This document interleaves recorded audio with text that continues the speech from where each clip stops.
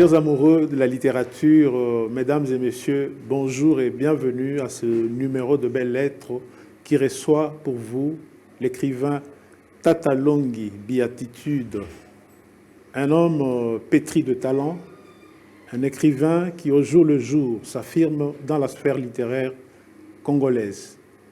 Je n'en dis pas plus, découvrez-le à travers cet élément. Bia Bwetusiwa Hervé Michel, alias Tata Longi, est un écrivain congolais né à Kinshasa. Juriste de formation, avocat depuis 15 ans, il s'est consacré à l'écriture depuis toujours. Mais c'est en 2017 qu'il a publié son premier recueil de poésie, Mais j'aime. Un deuxième a suivi en 2018, Cœur épelé. En février 2020, Bateki Mboka, sa pièce de théâtre, a été éditée par Nzoi.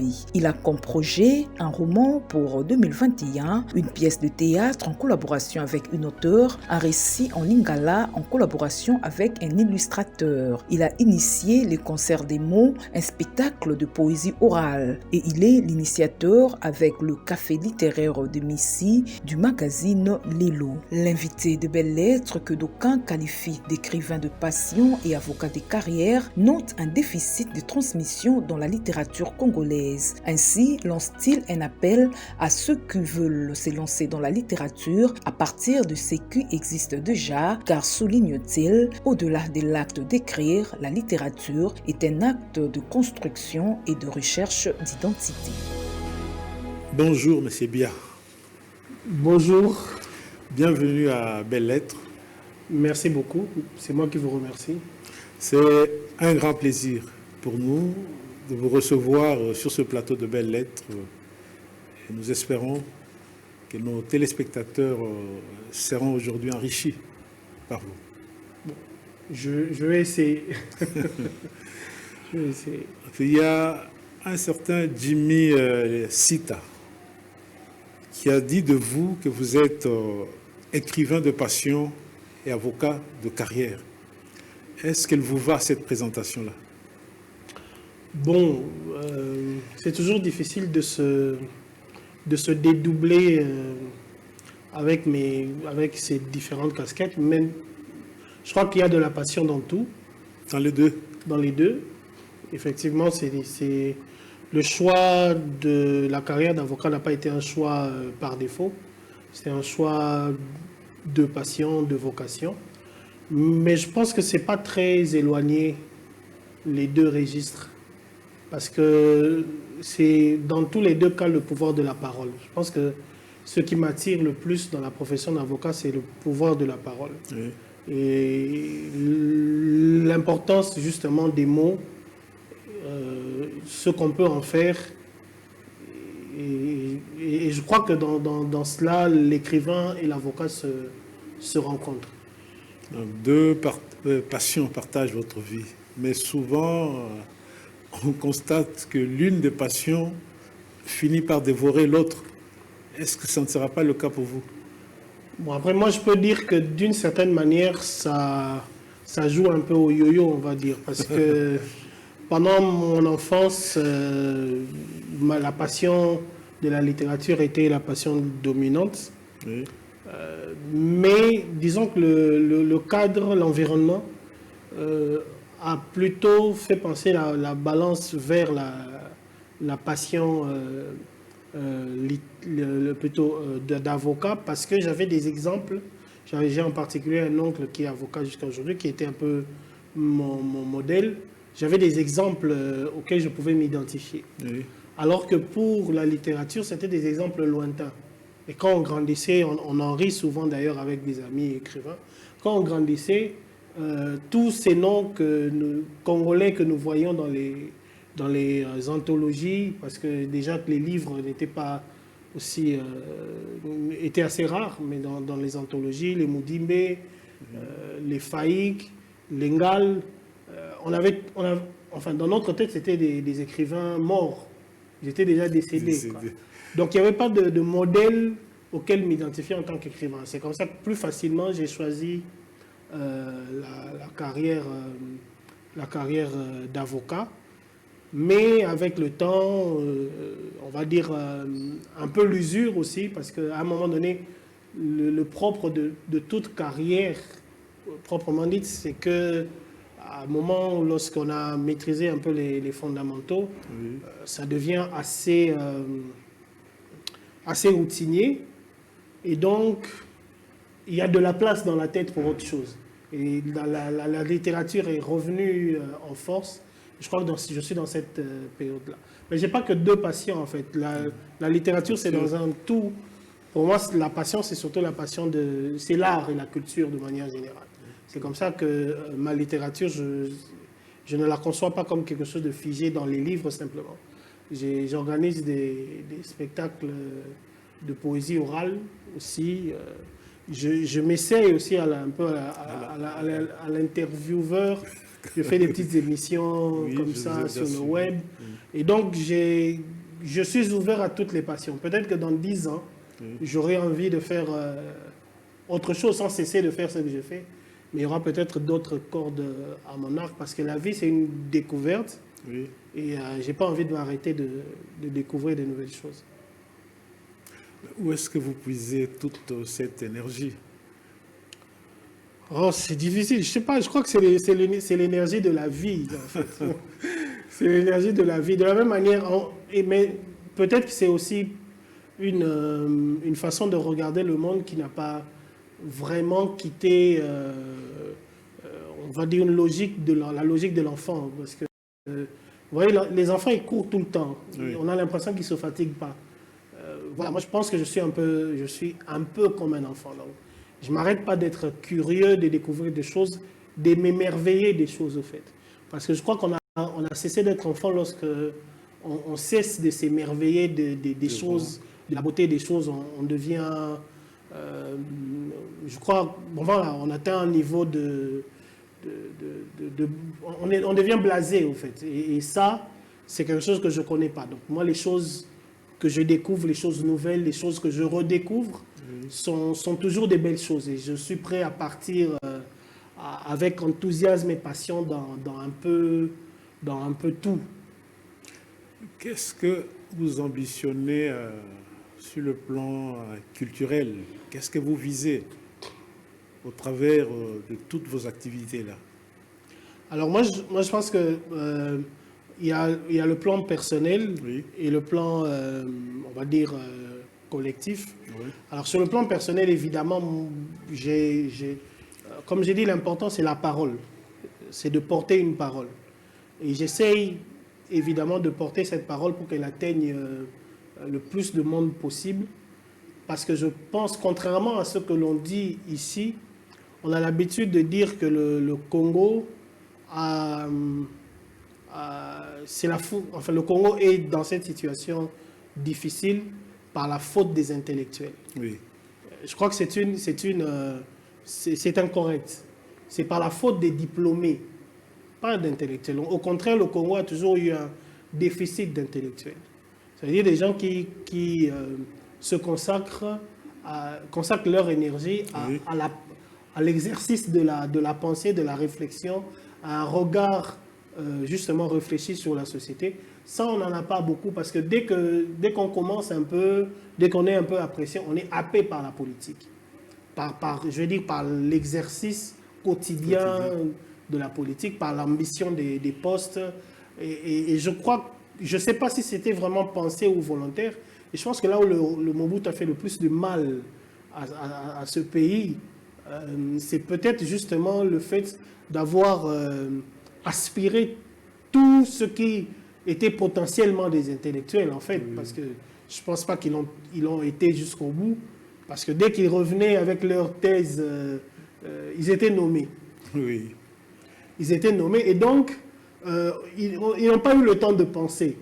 Tout de suite, ils sont entrés dans une logique de conserver des postes et tout ça. Et donc, on souffre de ces déficits-là.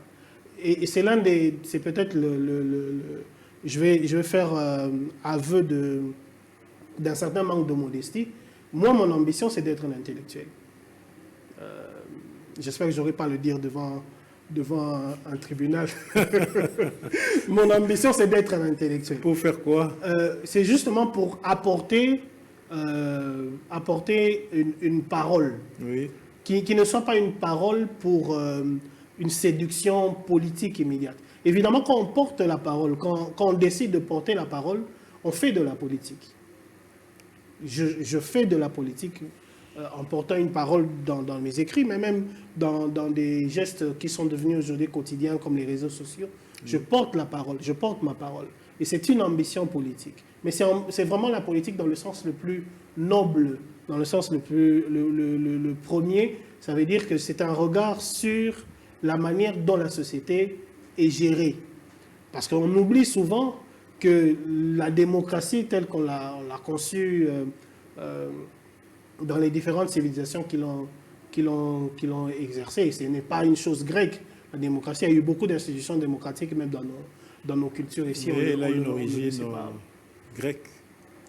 Je pense que c'est faux. Je pense que c'est faux. C'est un des 7 mensonges de l'histoire. Il y a eu des institutions démocratiques plus ou moins dans toutes les cultures, on va dire. Et donc, telle qu'elle est conçue, l'élection, oui, c'est une délégation de pouvoir. C'est un peu, nous sommes l'Assemblée générale, si on est dans une société. Nous sommes l'Assemblée générale, oui, et nous élisons un conseil d'administration. Mais ceux qui font comme politique, c'est nous qui leur donnons un mandat. Et donc, nous continuons à faire de la politique. Chaque citoyen est un homme politique.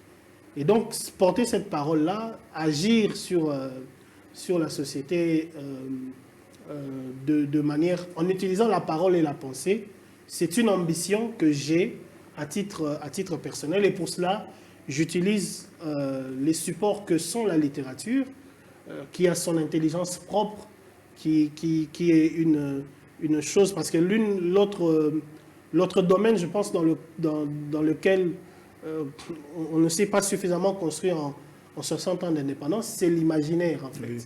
Nous avons de la littérature, mais cette littérature n'est pas entrée suffisamment dans l'imaginaire collectif. La manière dont la musique, par exemple, est entrée, c'est notre seule littérature, mais c'est un peu pauvre. La musique en elle-même n'est pas pauvre, mais c'est un peu pauvre de n'avoir que la musique comme littérature collective. Donc, on a besoin d'avoir cette littérature. Pour moi, c'est un outil formidable à utiliser, mais il y a aussi d'autres voies que je ne dédaigne pas, comme la poésie orale, oui, qui prend beaucoup d'ampleur. Aujourd'hui, à Kinshasa, il y a énormément de jeunes qui s'intéressent au slam.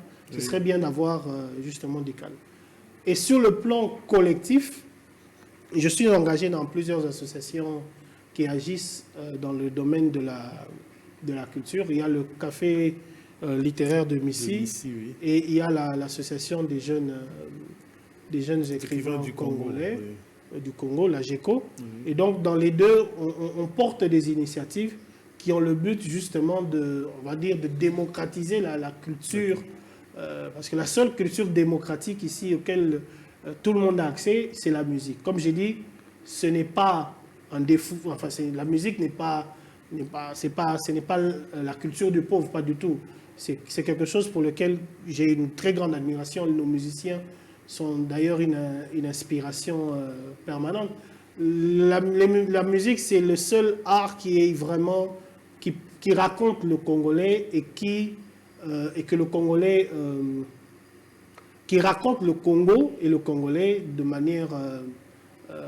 la manière la plus parfaite. Et je pense que c'est un exemple que doivent suivre les autres arts. Mais comme le corps humain, on ne peut pas se nourrir uniquement de viande. On a besoin d'autres choses. Oui. Donc il faut que l'imaginaire congolais se nourrisse d'autres choses. Et donc le but de ces associations et de ces initiatives dans lesquelles je suis impliqué, c'est justement faire que la culture puisse parvenir de manière diversifiée à la population congolaise. La littérature, mais aussi les arts visuels, le cinéma, pourquoi pas. Voilà. Au fait, que représente la culture pour un pays, une nation? Quel est le rôle de la culture? J'ai envie de dire, la culture, c'est l'homme. La culture, c'est ce qui construit l'homme. Oui. Je ne vais pas donner des définitions académiques, mais la culture, c'est la vie de tous les jours. C'est ce qui fait que nous soyons nous, en fait. De quoi parlent deux Congolais qui se retrouvent au Sri Lanka totalement par hasard dans un train? C'est en fait ça la culture. Et c'est ça qu'il faut construire. quand un élève finit ses études secondaires ici dans une école congolaise, Oui. Qu'est-ce que ça invoque pour lui être congolais? C'est ça la culture en fait. C'est ça la culture en fait. Au fait, est-ce qu'elle est homogène dans un pays, la culture? Non, elle n'est pas homogène. D'ailleurs, c'est une richesse qu'elle ne soit pas homogène. Lorsque je discute avec un jeune Louchois Oui. aujourd'hui, il n'a pas exactement les mêmes références culturelles qu'un jeune Quinois. Même si Kinshasa, ça reste un peu la métropole accaparante et brillante, voilà, qui attire. Mais il y a des cultures congolaises. Il y a une culture quinoise qui est particulière. Oui. Il y a une culture louchoise. Qui semble avaler toutes les autres cultures. Oui, qui semble avaler tout ça, mais c'est en trompe-l'œil en réalité. Okay. En fait, on prend ce qu'on veut de la culture quinoise, mais chacun garde sa spécificité et ça se sent évidemment dans les rapports de tous les jours. Même si aujourd'hui, avec les réseaux sociaux, les distances se raccourcissent, Oui. mais il y a plusieurs cultures congolaises. Il faut dire que nous avons quand même une caractéristique que nous partageons avec beaucoup de pays africains, c'est que nous n'avons pas encore réussi à nous départir de ce fameux dualisme qui a fait l'objet des premiers romans de notre littérature, le fameux choix entre les eaux, comme dirait Moudimbe, entre cette éducation, on va dire, avec beaucoup de référents culturels occidentaux, et puis ce que nous sommes au fond de nous qui ne s'est jamais tu, oui, malgré les années de colonisation. Ce conflit n'est pas encore fini, peut-être. Et voilà. Et peut-être d'ailleurs qu'il ne faut pas qu'il finisse. Il faut juste qu'on l'assume, que nous sommes des êtres avec ce conflit en nous et puis qu'on avance avec. Donc déjà qu'il y a deux pans de culturels qui se superposent comme ça et qui s'entremêlent. Et au-dessus, il y a d'autres choses, plusieurs choses modernes. Il y a par exemple aujourd'hui une culture chrétienne, oui, qui est très forte, qui a des référents. Vous voyez, qui a aussi une logique, par exemple. Alors quand on va dans une église quinoise, ce n'est pas rare de voir un drapeau israélien, par exemple, oui, ou un drapeau américain, parfois. Aussi. Voilà, donc tout ça, c'est des référents qui sont particuliers et qui portent des cultures particulières. Mais il y a justement une sorte d'intersection qui fait la culture congolaise aujourd'hui. Okay. Pour revenir à la littérature, comment êtes-vous arrivé à la littérature, à l'écriture? Bon, moi, je suis arrivé à l'écriture. Il y a deux paradoxes, en fait. J'ai grandi avec un paradoxe, c'est que je suis un garçon très... Enfin, j'étais, je ne sais pas si je suis toujours, un garçon plutôt timide et assez solitaire. J'ai grandi plutôt solitaire, enfermé. J'avais que des amis à l'école, j'avais pas beaucoup d'amis dans le quartier. Donc, une fois que l'école était finie, pour moi, c'était un dialogue avec des livres, parce que il y avait des livres à la maison. Et donc très vite, je suis entré dans un univers qui était un univers littéraire, oui, qui évidemment quand on lit, quand on est jeune, on a envie d'écrire. C'est presque naturel. Alors le paradoxe, c'est qu'il y avait cette vie solitaire, mais aussi le fait que je suis plutôt quelqu'un qui aime parler d'une certaine manière, j'aime m'exprimer. J'aime exprimer mes idées. Et donc, ce paradoxe... Par écrit, oralement? De toutes les manières possibles, en tout cas. Okay. Chaque fois que je peux parler, écrire, chanter, même si je chante mal, je le fais. Donc, tous les modes d'expression qui me sont accessibles, j'aime bien les utiliser. Donc, forcément, ces deux, lorsqu'on est plutôt timide et qu'on aime porter la parole, bon, l'écriture est une voie... assez indiqué, je l'ai emprunté très vite, mais évidemment, comme j'ai dit, le manque de repères, oui, fait que, bon, on ne considère pas que très tôt, je n'ai pas considéré que je pouvais en faire un métier. Et donc, c'est resté un peu comme une passion plus ou moins confidentielle. Et puis, avec le temps, et je crois que c'est les réseaux sociaux qui ont été le déclencheur. Oui. Parce que particulièrement avec Facebook, lorsque je suis vraiment entré dans Facebook de manière active, je partageais des textes et j'ai remarqué que je n'étais pas le seul à aimer de la littérature. Et donc, voilà, c'est parti de là. Qu'est-ce que vous aimez dans l'acte d'écrire? Ah, ça c'est une question difficile. Qu'est-ce qui vous plaît dans cet acte-là? Bon, il y a... Comme j'ai dit déjà, moi j'aime m'exprimer. Oui. Mais je crois que l'acte d'écrire, c'est surtout... J'aime beaucoup les histoires. J'aime raconter et écouter des histoires. Et j'aime raconter des histoires. Voilà. Donc, je crois que c'est fondamental dans ma démarche. J'aime inventer et raconter des histoires. Je pense que c'est lorsque je parviens à imaginer de bout en bout une histoire et que ça tient plus ou moins la route, je suis l'homme le plus heureux du monde. Et ce processus-là, qui est un processus créateur qui nous rapproche de Dieu, Oui. il y a quelque chose de grisant là-dedans. Même, je veux dire, le plaisir d'écrire, je pense que il y a une bonne moitié des choses que j'écris chaque jour qui ne sortiront jamais de ma chambre. Mais le plaisir d'écrire est déjà là. Le fait de créer des personnes. Et parfois, mon entourage, parfois me trouve, ils ne me l'ont jamais dit, mais j'imagine peut-être un peu saoulant parce que de temps en temps, je parle de mes personnages qui sont en voie de création comme des personnes qui existent vraiment. Voilà, je finis par habiter avec eux. Et je crois que ce monde, le fait de se créer un monde, c'est particulièrement gratifiant. Et c'est peut-être lié au fait aussi qu'on est plus ou moins tous des solitaires, les créatifs, je veux dire. Et donc, quand on crée son monde, on n'est jamais seul. Parce que fondamentalement, l'homme, c'est un être solitaire, collectif. Un peu tout ça, je crois. Enfin, moi, j'ai pas étudié particulièrement la sociologie. J'aime beaucoup la psychologie, mais vraiment comme juste une passion. Mais en partant de ma propre expérience, et que je peux dire, c'est que il y a des besoins de solitude chez moi, et je suppose qu'il y en a chez tout le monde. Tout comme on a besoin d'être connecté à la communauté d'une manière ou d'une autre. Et tout ça, c'est peut-être une affaire de degrés, oui. Mais nous sommes à la fois des pèlerins, en fait, j'allais employer un terme religieux, des ermites, oui. Mais aussi des animaux de groupe. On veut bien aussi être dans le groupe.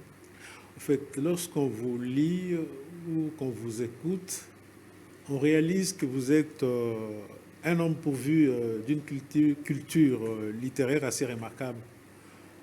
Je pense que cela est dû aux nombreuses lectures que vous avez faites dans votre vie. Est-ce que vous pouvez nous raconter un peu l'histoire de votre rencontre avec le livre? Quelles sont les lectures qui ont jalonné le chemin de votre chemin de vie ou de création? Oui, effectivement. Nous avons grandi à une époque, moi j'ai grandi à une époque où c'était pas tellement un mérite on n'avait pas beaucoup de loisirs. Pas comme aujourd'hui, on avait moins de tentations. Oui. Et donc il y avait des livres à la maison où j'habitais. En particulier, j'ai un oncle, maître Jean-Roger Botusiwa, oui. Chez qui j'allais souvent et qui avait une très belle bibliothèque. Et donc, très vite, j'étais attiré par les livres. Comme j'ai dit, c'était un peu dans cette logique de solitude dans laquelle j'étais. Et je peux dire, le premier livre qui m'a marqué, c'est plus ou moins, on va dire, c'est plutôt Antoine de Saint-Exupéry. Terre des Hommes, non? Le Petit Prince. Le Petit Prince, ah, oui. C'est un livre que j'ai lu et je pense l'avoir déjà relu une dizaine de fois. Donc, je pense qu'à chaque étape de ma vie, je lis Le Petit Prince d'une manière différente. Et je crois que c'est... Qu'est-ce que vous avez retenu de ce petit livre-là? De ce petit livre, c'est surtout son regard sur le monde, cette forme de sagesse à la portée, qui est à la portée de tous les âges, mais à des profondeurs différentes, à des niveaux de compréhension différents. Je pense que puisque j'ai été très politique déjà très jeune, et je pense que la sagesse, par exemple, du souverain qu'il rencontre dans une des planètes, Oui. qui lui dit je peux ordonner au soleil de s'arrêter quand je veux. Alors il lui demande de le faire, il lui dit bon, mais on va attendre l'heure du coucher du soleil.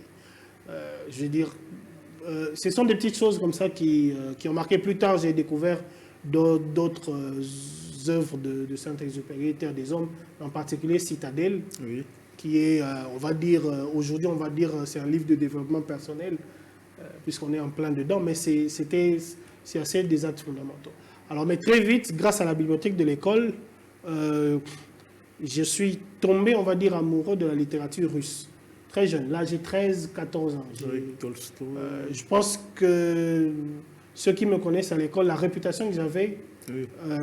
et qui est partie de Guerre et paix de Tolstoï, ah oui, bien c'est le garçon qui lit les gros livres. Parce que Tolstoï, l'édition que j'ai lue, c'était 3 tomes. Oui. Comme ça, donc je l'ai relu encore, je crois, 2 fois depuis. Mais la profondeur de l'œil social qu'avait Tolstoï à décrire la société et l'humain, ça m'a fait tomber amoureux du russe. En fait, je croyais tomber amoureux du russe, alors qu'en réalité, je tombais amoureux de l'homme, Oui. simplement. Donc, je suis parti de cet amour de Tolstoï. Ensuite, j'ai découvert Dostoïevski. Crime et châtiment. Oui, voilà, donc c'est quand même assez fondateur dans mon évolution de lecteur. Je ne sais pas si ça se reflète. Alors, justement, j'allais arriver à ça. Donc, Oui. c'est l'Afrique, évidemment, très tôt, c'est évidemment pas des auteurs congolais que j'ai découverts, Oui. mais surtout ouest africains, Kamaralei,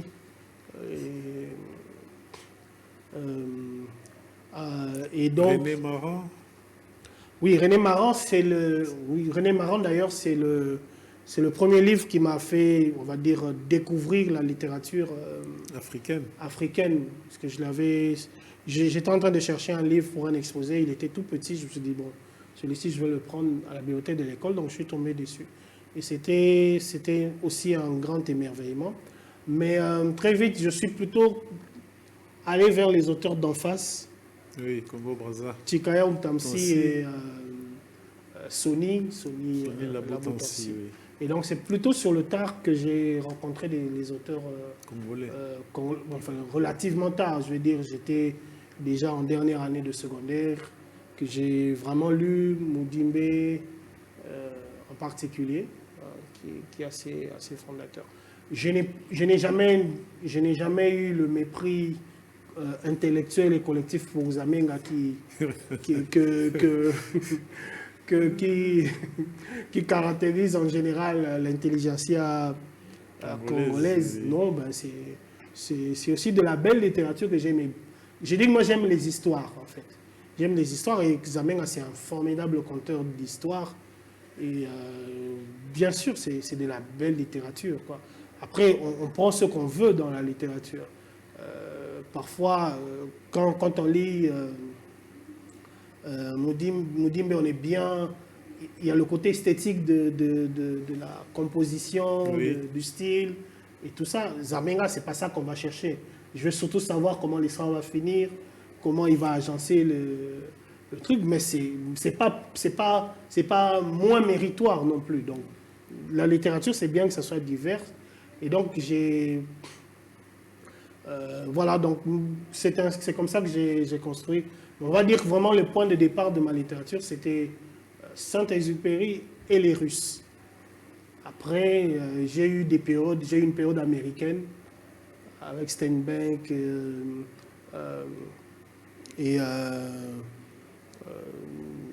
enfin, Pour qui sonne le glas, Hemingway. Hemingway, oui. Voilà, j'ai une période américaine, oui.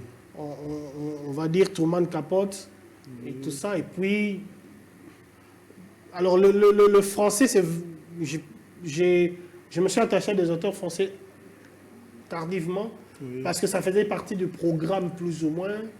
Et moi, j'ai des problèmes avec l'autorité de manière générale. Donc, ce qui était imposé était moins attirant.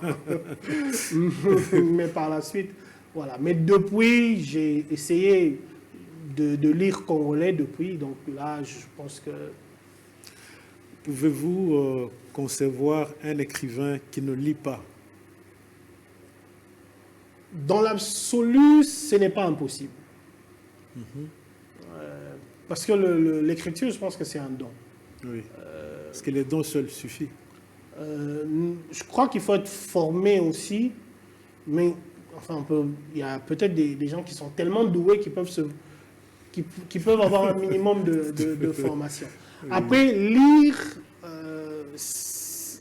on doit le concevoir de manière très ouverte. Oui. Pour moi, les musiciens congolais, les grands compositeurs congolais sont des formidables écrivains. Je ne connais aucun... C'est très fort.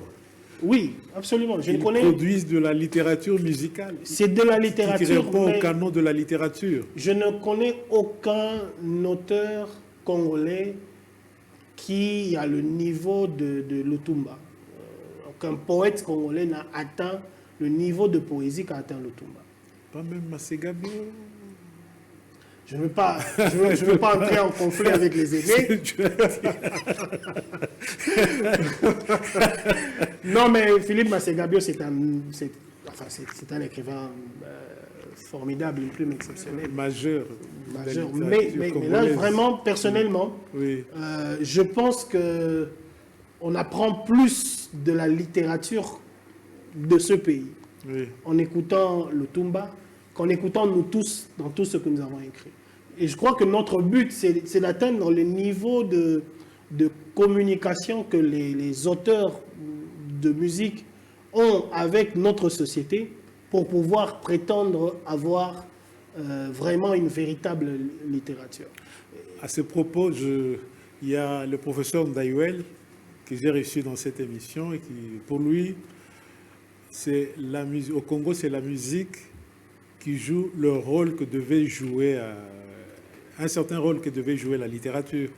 Absolument, c'est le rôle de la construction de l'imaginaire. Oui. Je veux dire, deux Congolais qui se rencontrent en dehors de ce pays, qui ne se connaissent pas du tout, qui proviennent des milieux différents, qui n'ont pas étudié dans les mêmes écoles, qui n'ont pas grandi dans la même ville.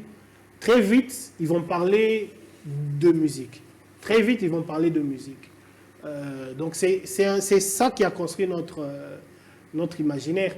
Ailleurs, facilement, on vous parlera des personnages littéraires majeurs.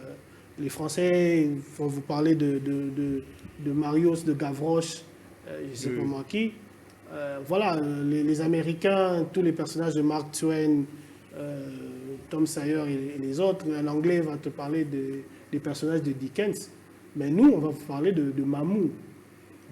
De Mario. Mario, oui, je sais. Donc c'est ça, en fait, notre imaginaire. Et ça, il faut beaucoup de respect pour ces gens. Donc c'est comme ça que je pense que je ne vais pas dire l'intellectuel, mais le lettré congolais doit enlever ce mépris qu'il a pour des arts peut-être qu'il considère comme mineurs. Il doit s'en nourrir. Nous devons nous nourrir de cette littérature que nous avons, qui est de la littérature orale. Et même sur le plan des canons d'écriture,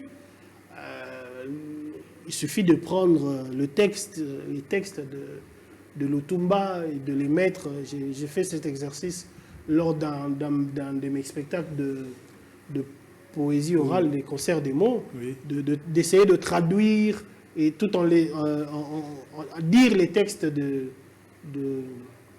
Lutumba en français et en lingala. C'est de la poésie.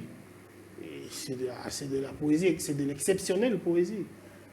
Alors, pour ne pas parler que des morts, il y a même des auteurs actuellement qui font de la très belle poésie. la force du verbe, comme lui-même l'appelle, de Wazekwa, Oui. ou la poésie de Kofi Olomide. Oui. Mais maintenant, aujourd'hui, nous avons aussi une culture, je vais dire, parce que je parlais de plusieurs cultures, même dans la musique chrétienne. Oui. Quelqu'un comme Moïse Mbiyé, au-delà de son rôle d'évangéliste, mais en tant que créateur d'imaginaire, Oui.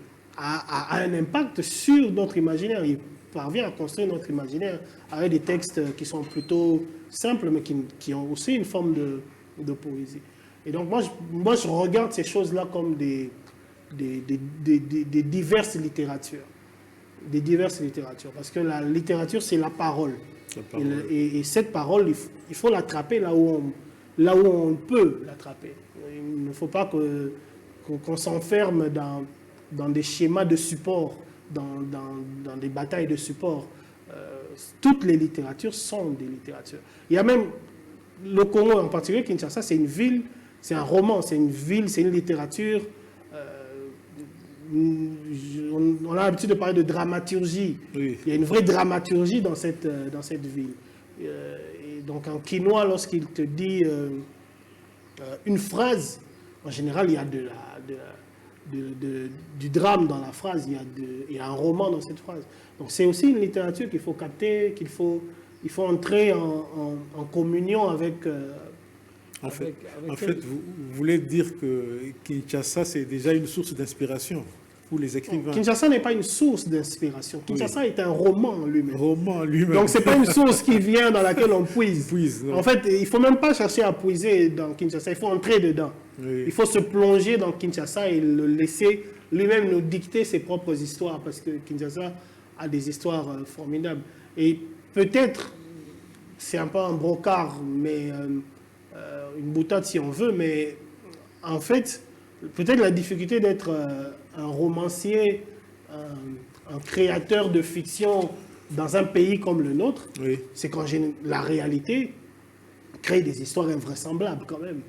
Vous voyez, donc là, depuis 2 ans, on est dans un roman exceptionnel, des opposants qui sont devenus alliés du pouvoir en place, le directeur de cabinet qui est... devant la barre, tout ça, il est, voilà, il y a sa famille qui vient témoigner, tout. C'est formidable, c'est un roman formidable. et je crois que la difficulté, pour nous, c'est de faire mieux que le Congo lui-même nous fait en tant que littérature et en tant que roman. Ok. Pour vous, la littérature ne se limite qu'à l'acte de raconter, ou elle peut être autre chose, une quête d'identité, une quête de soi, une reconstruction du monde, je sais pas. En fait, l'art de raconter, je pense, comprendre tout ça. Oui. Parce que je pense l'avoir écrit dans mon recueil de poésie. Pour moi, ce que l'on raconte, la fiction, oui. C'est quelque chose qui est beaucoup plus vrai que la réalité. Ou qui a autant de vérité que la réalité. Et donc, parce que qu'est-ce que ça veut dire? Dans la réalité, une fois qu'elle est passée, elle reste un souvenir. Elle a le même statut, le mot qui me vient, c'est elle a le même statut que la réalité. Et donc, dans cette construction de l'histoire que l'on veut raconter, qu'est-ce qu'on veut raconter? Une histoire, ce n'est pas seulement un événement, oui. Mais c'est aussi un état d'esprit, c'est un rêve, c'est une vision. Et donc, ça peut jouer ce rôle de reconstruction personnelle, mais aussi collectif, je crois. Et je pense que nous souffrons d'un déficit de ce que nous devons raconter. Je suis en train de réfléchir à un texte pour l'indépendance. Et là, l'idée qui me vient, c'est qu'en fait, l'indépendance, c'est la célébration de notre indépendance, peut-être qu'on s'y prend mal, quoi. C'est parce que ça nous limite. On dit le Congo a 60 ans d'existence. C'est un peu limitatif, ça nous coince dans 60 ans. À l'échelle d'un peuple, 60 ans, c'est trop peu. Pourquoi on est enfermé dans ces 60 ans? Pourquoi on considère qu'un acte je vais dire un peu lâchés condescendamment par les Belges, Oui. nous ont créés comme nation. Je crois qu'il faut dépasser ça. Il faut raconter le Congo. Il faut que nous créions un imaginaire qui dépasse les 60 ans. Une fois, un aîné, bienvenu, Séné, mon gars. m'a dit une phrase. Je ne sais même pas s'il pensait à quel point cette phrase m'avait travaillé. Il me dit, tu sais, les 80 ans de colonisation, Oui. à l'échelle d'un peuple, c'est un petit accident de l'histoire. Et effectivement, donc, nous devons construire un imaginaire qui aille au-delà de cela, qui nous construise en tant que peuple, au-delà de ces 60 ans d'indépendance que nous venons, au-delà de ces 80 ans de présence belge, au-delà de l'épisode de Léopold II. Et donc, effectivement, raconter une histoire, ça peut servir à construire un imaginaire, à construire un peuple, en fait, à être un peuple. Et donc, de ce côté-là, le format de la musique ne nous permet pas toujours d'explorer profondément ces aspects-là. Oui. Et ça, c'est le travail des écrivains. Et nous devons le faire. Ça a déjà été fait. L'un des problèmes, c'est qu'à cause des difficultés structurelles, oui, les générations d'écrivains se succèdent, mais on dirait qu'il n'y a pas suffisamment de pont entre eux. Les jeunes qui arrivent, aujourd'hui, il y a des jeunes qui aiment la littérature, mais ils n'ont jamais lu Mudimbe. Ça doit être obligatoire de lire Mudimbe à l'école secondaire. Oui, de lire Zamenga aussi, oui, à l'école secondaire. Il faut que ça construise un imaginaire. Un jeune Congolais, quand il finit, il doit avoir tout ça. Et celui qui veut se mettre dans la littérature doit partir de ce qui existe, même si c'est pour refuter. Parce que chaque génération refute plus ou moins l'héritage des anciens. Oui. Mais que ce soit pour refuter ou pour endosser, il faut partir de quelque part. Il ne faut pas qu'on recommence le monde à chaque génération. Donc il y a un déficit de la transmission. Et c'est cette transmission qui va permettre de nous construire petit à petit ce qu'on devrait considérer comme étant être congolais. Raconter, reconstruire. Et donc vous voyez que, effectivement, vous avez raison, écrire, raconter, mais c'est aussi un acte de construction un acte de recherche d'identité. Nous sommes dans un projet de lancement d'un magazine littéraire écrit, une revue littéraire, et effectivement, nous avons choisi comme thème, comme premier thème pour le premier numéro, identité et itinérance. Parce que je pense que l'identité, ça reste encore un sujet, je vais dire, le sujet de la littérature. Même si...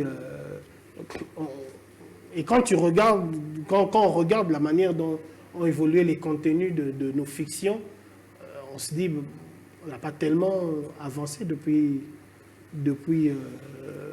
l'éléphant, depuis le truc, ou depuis Bolamba et tout ça, on n'a pas beaucoup avancé, quoi. Et donc ça veut dire qu'il y a un travail qui doit être encore fait dans ce domaine-là. Vous êtes auteur de 2 recueils de poésie. Le premier, c'est « Mais j'aime » et le second, c'est « Cœur épelé ». Oui. De quoi est-il question dans « Mais j'aime » ? Alors, « Mais j'aime », c'est mon premier-né littéraire édité. Et donc, c'était essentiellement composé des textes que j'ai écrits à différentes époques de ma vie. J'en ai choisi quelques-uns. Oui. Et pour moi, je venais, je crois, d'avoir ma fille. Et donc, la décision d'être édité partait du souci de laisser une trace. Okay. De laisser un héritage pour elle. Je crois que plus ou moins, j'ai été construit en tant qu'individu, en tant que personne, par le fait d'avoir perdu mon père très tôt, parce que je crois que je n'avais pas encore 3 ans quand j'ai perdu mon père.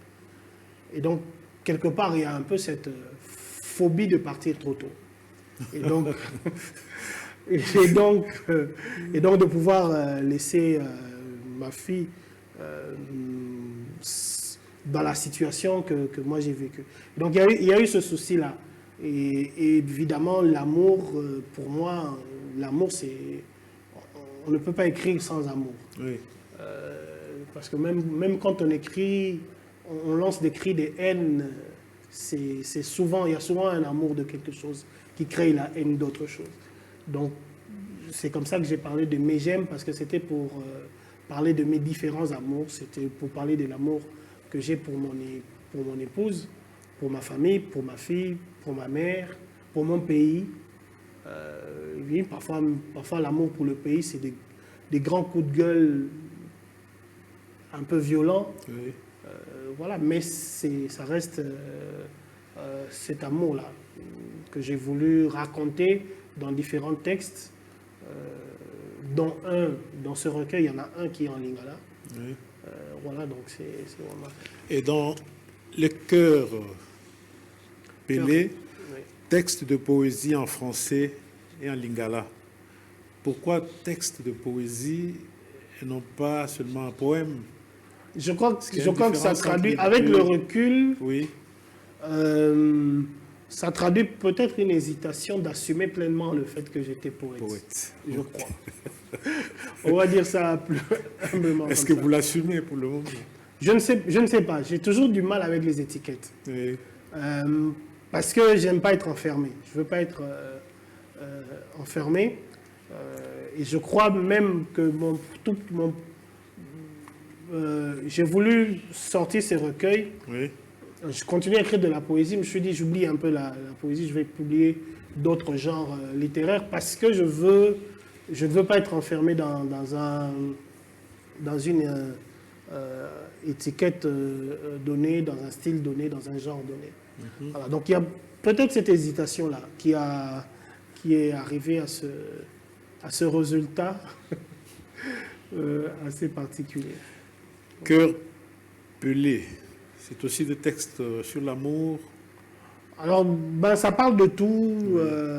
Cœur et Pelé, c'est parce que, quelque part, un auteur, lorsqu'il écrit, il se déshabille. Oui. Un peu comme un fruit qui est pelé. Oui.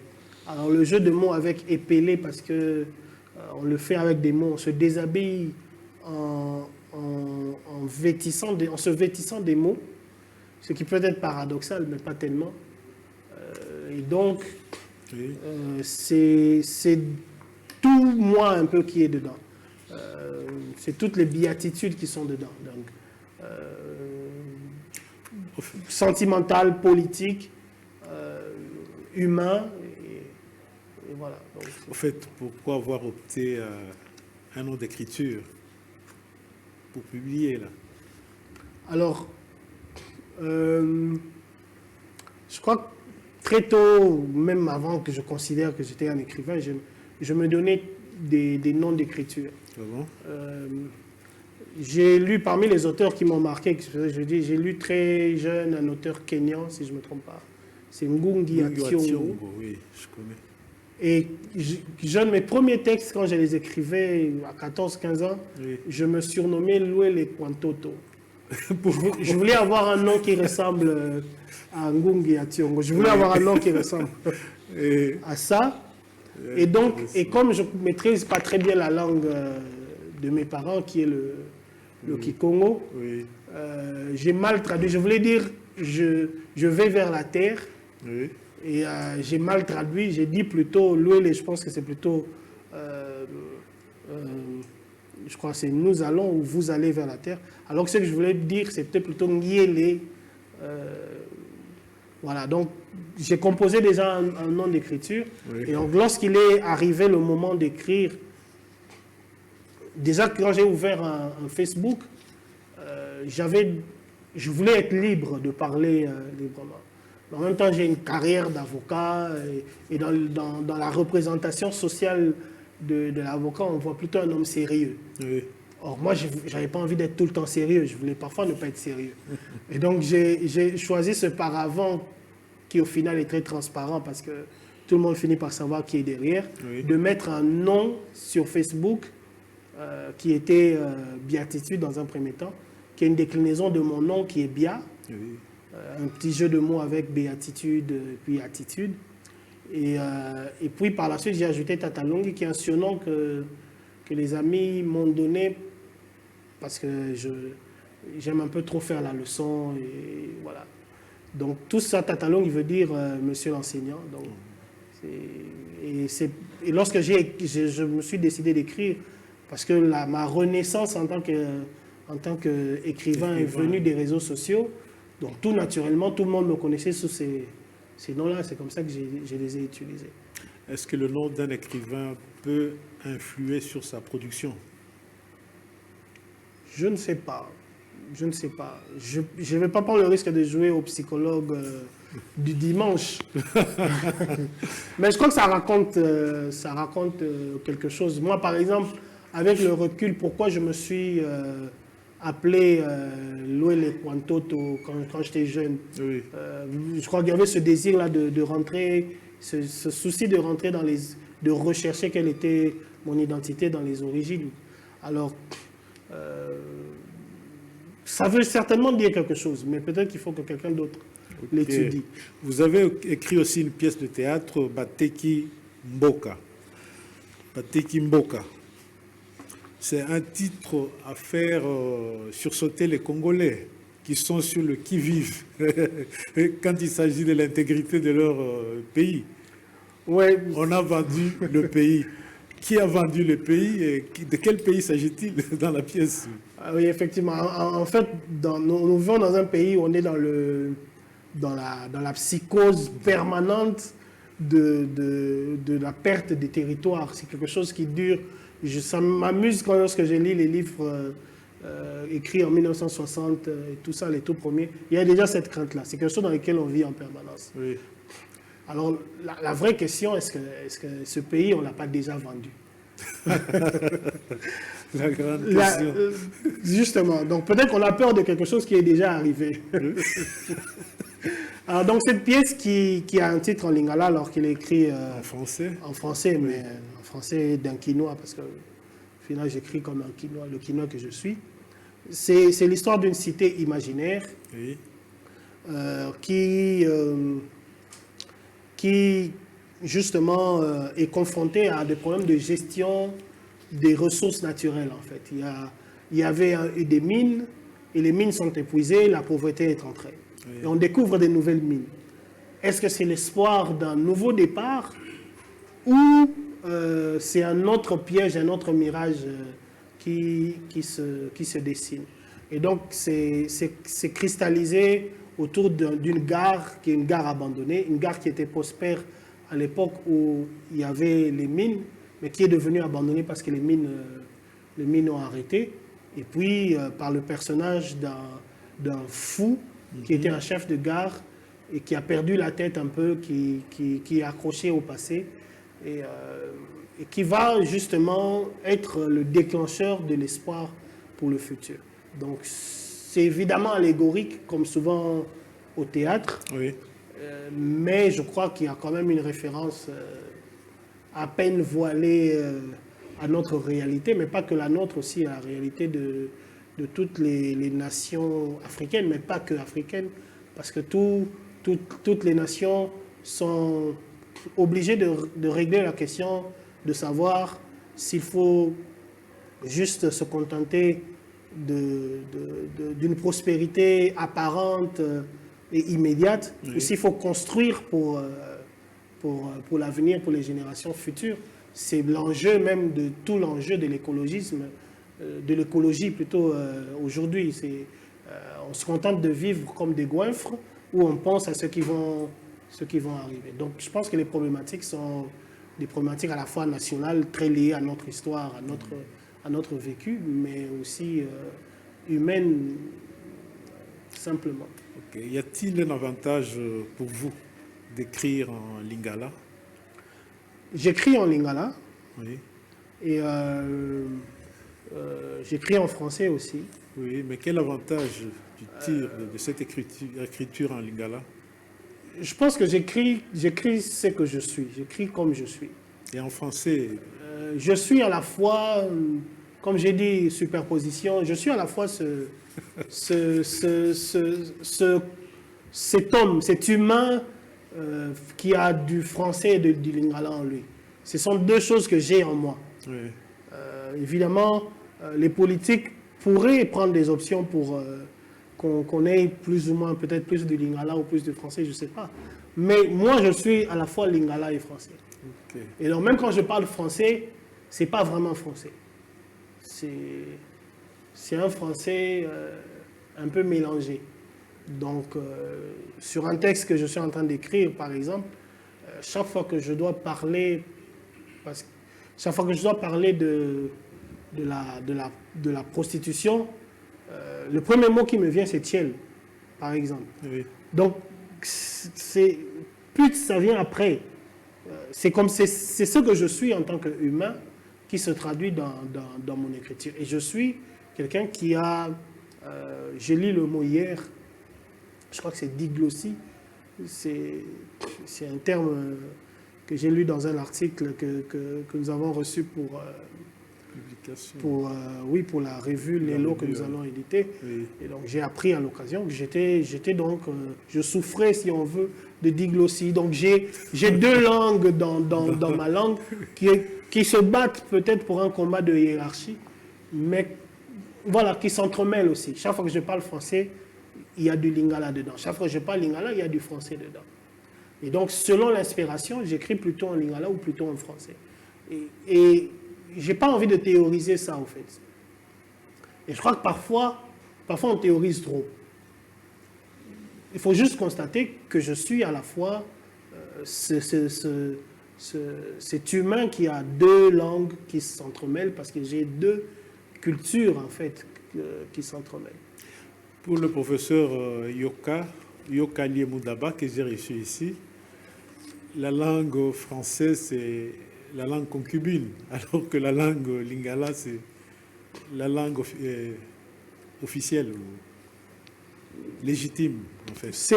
C'est possible, même, enfin, déjà qu'il n'y a pas un Congolais type. Oui. Il y a beaucoup de Congolais. Je connais des Congolais qui ne parlent pas lingala. Oui. C'est pas pour longtemps qu'ils ne sont pas Congolais. Ils sont Congolais, voilà. Je connais des Congolais qui parlent que Chiluba, qui ne parlent pas français, ni lingala. Donc, il y a une diversité dans ce pays. Ce qui est sûr, c'est qu'il y a des réalités que je ressens en tant qu'humain qui naturellement se traduisent en lingala. Mais puisque j'ai eu une éducation, une instruction en français, oui. Il y a peut-être des constructions, lorsque je dis pas que le lingala, ce n'est pas une langue qui permet de réfléchir, mais à cause de l'éducation que j'ai eue, oui. Lorsque je veux philosopher, c'est le français qui vient. Mais peut-être que lorsque je veux parler d'amour, c'est le lingala qui vient. Mais après, ce n'est pas la règle pour tout le monde. Il faut qu'on accepte le fait que nous sommes des gens divers, un peu éclatés dans cette réalité que nous avons eue de par l'éducation, de par notre histoire. Certains ont parlé du viol. On dit que le français, la colonisation est entrée par effraction, que c'est un viol. C'est possible, mais aujourd'hui, c'est une réalité. Donc, okay. Il y a un enfant qui est né, et ces enfants, c'est nous. On peut faire cet effort de se retrouver entre les eaux pour trouver où est notre identité, plutôt à gauche ou plutôt à droite. Mais peut-être qu'il faut juste accepter le fait que nous sommes des hommes nouveaux, oui. Que nous ne pourrons jamais plus être les Congolais d'avant la rencontre avec les Blancs, avec les Occidentaux, mais nous ne pourrons jamais non plus être des Occidentaux. Nous ne pourrons jamais être des Occidentaux. Nous sommes quelque chose de nouveau. Et c'est ce quelque chose de nouveau que nous devons accepter, regarder avec courage, parce qu'il s'agit de courage de s'accepter. Ok. Là, nous sommes à la fin de notre émission, mais avant qu'on atterrisse, avez-vous un mot à dire à propos de cette émission Belles Lettres, cette émission qui vous a reçu? Moi, je suis plutôt agréablement surpris par le format d'abord, parce que généralement, la littérature, c'est un peu le parent pauvre. On nous grignote de temps en temps 10 minutes, 5 minutes par là. Mais ici, on a vraiment eu l'occasion d'aborder longuement notre conversation, surtout que moi, j'aime parler, j'ai beaucoup parlé. Mais aussi le cadre qui est très, très agréable. le présentateur qui est lui-même, on sent un homme de culture, qui a la sensibilité qu'il faut pour provoquer les vraies questions et les vrais débats. Donc pour moi, c'est vraiment une belle expérience. Je souhaite que cette émission grandisse, mais aussi l'ensemble des initiatives culturelles que vous pourrez prendre dans le cadre de cette chaîne, mais aussi peut-être en dehors de celle-ci. Je vous félicite particulièrement et pour le format et pour la maîtrise de votre prestation. Merci beaucoup. Nous vous disons aussi merci pour votre disponibilité et surtout pour avoir répondu à notre invitation. C'est moi qui vous remercie. Chers téléspectateurs, aujourd'hui, nous avons reçu l'écrivain Tata Longhi Béatitude, avec qui nous sommes entretenus autour de la littérature. Nous espérons que vous avez été enrichis comme moi je l'ai été. Nous vous disons merci de nous avoir suivis et vous fixons rendez-vous à notre prochain numéro. Bye bye.